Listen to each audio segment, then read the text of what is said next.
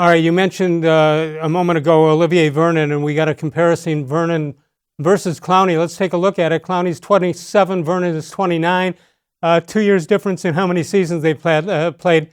Last year, 26 tackles for Vernon, 31 for Clowney, and you see it down the list. It's not terribly distant between the two right there, talent-wise, or at least what they did in 2019. You see anything that stands out to you?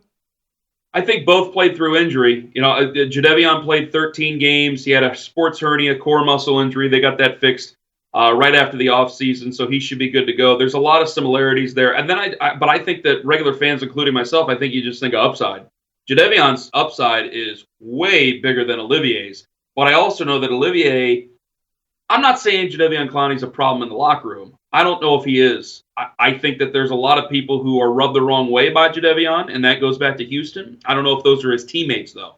So I don't want to go getting crazy with that. But Olivier, I think, has been good in the locker room, from what I can gather from the times I've been in there this last year. Here's the contract details, if for those who do care about it.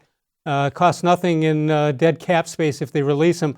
The thing about Clowney, I don't know if he's hurt or helped by that one phenomenal play against Michigan in the bowl game when that was as great a play as we've ever seen at the college level. And that's what I think of when I think of Jadeveon Clowney.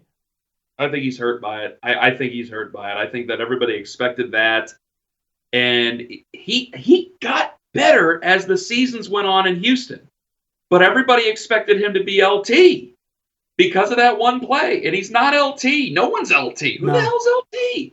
So because of that play, it's kind of put him in a bad spot. But I think there's been a couple of scenarios where he hasn't really helped himself. And I think that there's been some fear here where you go back to that season, he's on everybody's watch list after that play. And I think agents got involved. I think family members got involved and scared him because you're playing for free at South Carolina. They were a competitive football team, but they're not going to win a national championship at South Carolina. And he knew they weren't going to do that.